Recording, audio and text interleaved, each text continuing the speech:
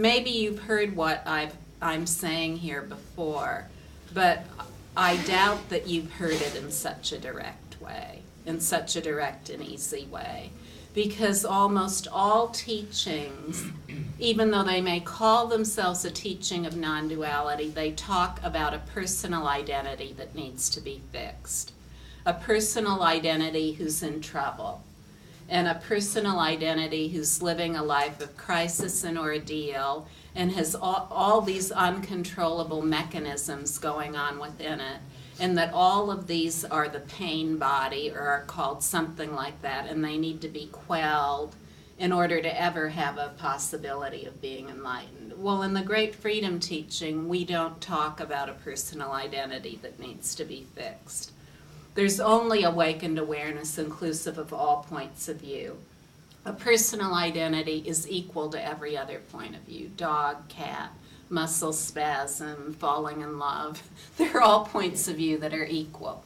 We can prove this to ourselves in a very straightforward way, and that is just to sit here and ask yourself, how often do I really have the point of view, yeah, I'm somebody. I'm so-and-so. I'm sure of it. Well, we rarely have that point of view. So to say that a point of view we rarely have is a fixed entity that somehow is in between awareness and our realization of it is to spend a lifetime all wrapped up in some kind of illusory thing that needs to be fixed. So this is all part of the realm of cause and effect, where there has to be some kind of cause. There has to be some kind of cause that made us not realize that we're awareness. And that cause must be me. That's what we say. That cause must be little old bad me. Bad me. The me who needs to be fixed. Well, if we spend our life trying to fix ourselves and taking ourselves to be somebody who needs to be fixed, we'll never see anything else, because there's never any end to this illusory personal identity. So, when we hear this talk about lifetimes, which is also a point of view, or reincarnation, or karma, or original sin, all these are points of view. They're points of view arising in awareness, all equal, all absolutely equal to any other point of view. When we hear all these points of view, no matter what they are, we need to just come to a full stop, put the brakes on, wham, just and ask ourselves, well, how did I decide that I am subject to these things?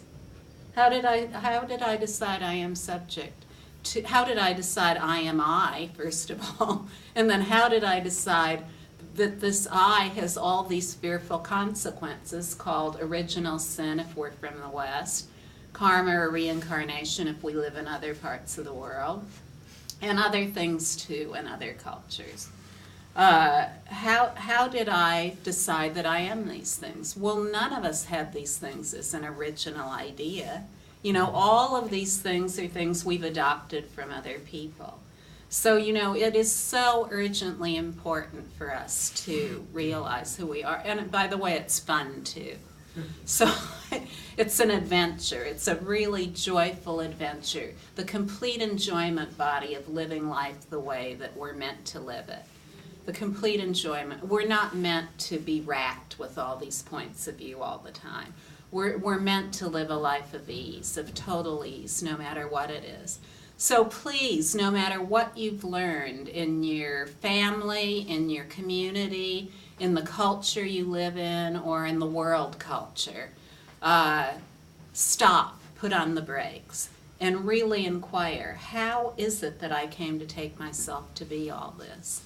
And can I just rest as awareness? Can I do that for a while and examine all these things that I've taken on, that I've been so sure have some kind of a law or effect, an immutable law? That means a law that cannot be changed.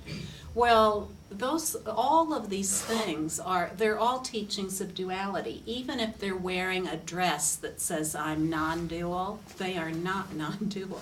Please don't ever misunderstand.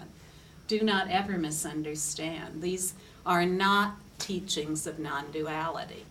even if they posit some kind of goal of non-duality, the practice too must conform in every expression with a direct language, a direct teaching, a direct introduction to more and more of the full evidence of awakened awareness.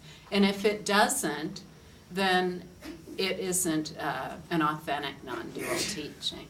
So, what it comes down to is we are awakened awareness, vast as infinite space. If that seems like a stretch for you to buy, then just relax, take some time to look into the vast space of the sky, allow your awareness to mingle, to blend with the vastness of what you really are. Take some time to get acquainted with that, to just get familiar with it, to be at ease. You don't have to sit in a, what is it called? The Lotus, or Vajra position, or whatever you want to call it, where you have both of the feet up on the thighs. You don't have to do any of that. You can lounge on the couch, you can just sit casually in a chair, you can lie down in your bed and look out the window, whatever it is. There's no special position that's required. The Buddha said the same thing. He said, being cross-legged isn't necessary. He said, if you want to be cross-legged, that's fine. This was the ultimate teaching of the Buddha. There have been a lot of other things people are calling Buddhism, but when we look at what the Buddha actually taught, this is what he said. He said, if you want to sit cross-legged, you can. He said, really, folks, he said, I engaged in 6 years of austerities, doing all these extreme things to my body, and all it did was make me weak, tired, and almost dead. This is exactly what the Buddha said. And this is one of the teachings he received from one guru he went to. He successively left 3 gurus after realizing what the guru had realized. And then he knew there was still something missing, so he gave it all up. The practices suggested by the gurus, including the austerities, the physical austerities, and extremes, and he just sat there. He was determined. He sat casually, in the shade under a Bodhi tree. It was hot where he lived, so he wanted some shade. And he just sat there, and he was so committed. He said, I am not giving up.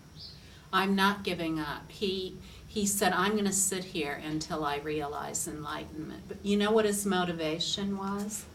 Let me tell you a little story about his motivation. Well, Buddha was a prince. We all know that. So he lived in a castle. Princes live in castles, royal castles. And this was an enormous castle, and it was surrounded by 4 walls, one in each cardinal direction. And each of those walls had a door. So, most of his life he'd just been there in the palace. He never went outside the palace at all because he had everything there. Everything he needed was given to him throughout his life. So one day he said, he was in his late 20s, he said, wonder what's outside the 4 walls. Think I'm going to take a peek. And so he went out one of the doors and he saw an old man, a very old man. He said, wow, that man is very old. And the man looked like he was suffering, and he said, he's very old, and when people are old, they suffer. So then he came back in, and he went out one of the other gates, and he saw someone who was sick. And he said, ooh, people get sick. All these things had been hidden from him because he was a prince. He said, people get sick and they suffer. He went back in the palace. He went out one of the other gates, and he saw someone dying. Oh, then he really saw suffering, and he also saw what was in store for him. It was in store for him, for his wife, his child, his mother and father. He knew then this is what is in store for every human being, the suffering of dying. So he went back in the palace, and he just said, I can't live like this anymore. There's too much suffering, and I've got to find the end of suffering. So this was his motivation. I've got to find the end of suffering. Well, you see, that was the Buddha's awakening when he said that. That was the Buddha's awakening. What awakened in the Buddha, and this is the only true awakening, it is the awakening of enlightened intent. And that means that when enlightened intent awakens, the whole life is committed to the enlightenment of all beings. So if enlightened intent is not present in every word, in every thought, in every action of the person's life, it is not a completely perfect awakening. So you see, this was his motivation, what in Buddhism is called bodhicitta.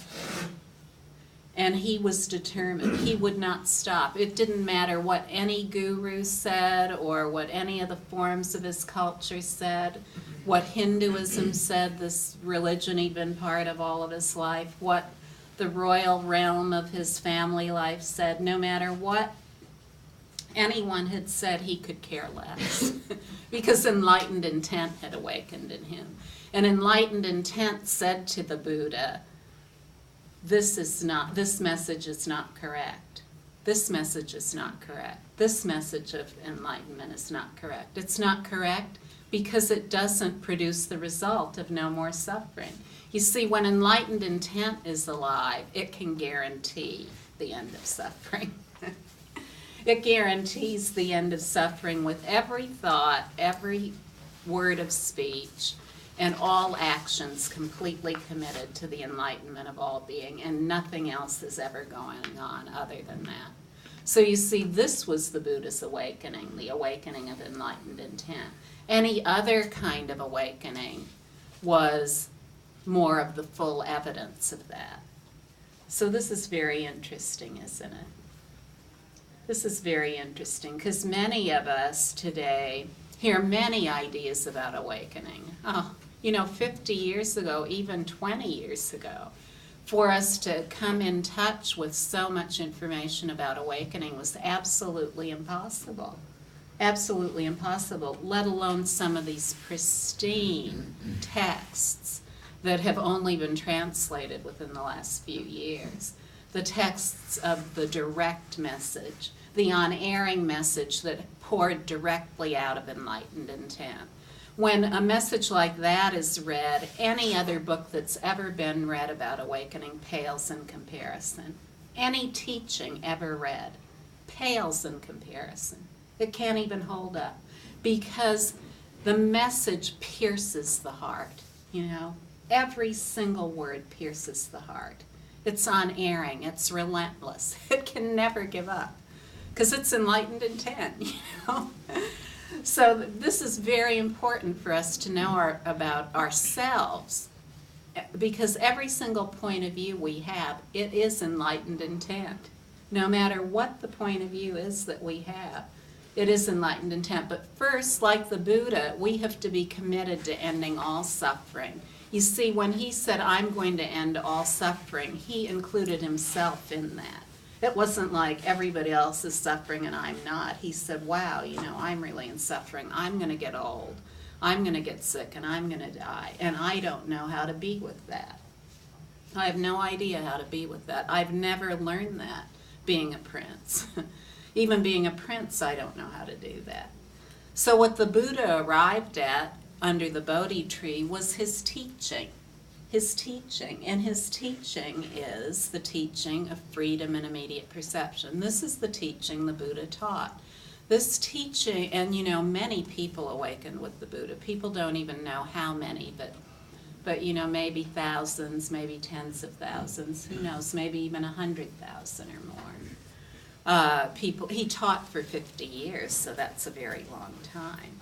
And then the epitome teaching of Buddhism, which is called Dzogchen, this message has been handed down in Dzogchen. It's a very difficult message to get, a teaching about. Extremely difficult. If you try to get a teaching on Adi Yoga, it will be extremely difficult to get. Extremely difficult to get because there will be all kinds of preliminary practices required almost all the time.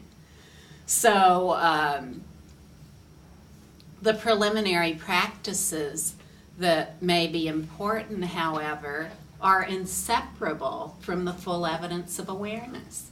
So, the preliminary practice is to realize, as the Buddha instructed, that each point of view, or as the Buddha called it, phenomenon, form is emptiness, emptiness is form. This is what the Buddha said. But the Buddha didn't just say form is empty, it's an inert void, as is sometimes postulated.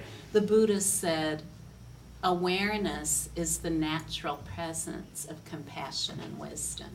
Empty awareness, the empty basic space of timeless awareness, is the natural presence of compassion and wisdom. And that aware basic space that is empty, naturally present, and the emanation of compassion and wisdom, that is the entirety, that is the basic space of all phenomenon, of every single point of view. So this teaching of natural rest is very old. It's what the Buddha arrived at, but there were great beings before the Buddha who also taught this teaching of natural rest, and there are great beings still teaching it. So for 17,000 years that I've been able to find, since Shenrab Miwoshe, a Buddha who lived a very long time ago, 17,000 years, we'd all agree that's a very long time ago. He lived a long time ago in Tibet. He came up with the same conclusion. Well, wherever this is taught, this freedom and immediate perception, many people awaken. Many people awaken.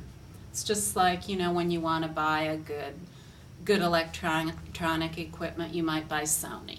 You might buy Sony, because that always works and you can get good customer service. So it's the teaching that has delivered the result. When we're looking for something we really want, we want to go somewhere where we can get that result. We don't want to go somewhere where we can't get the result. The teaching of natural rest delivers the results.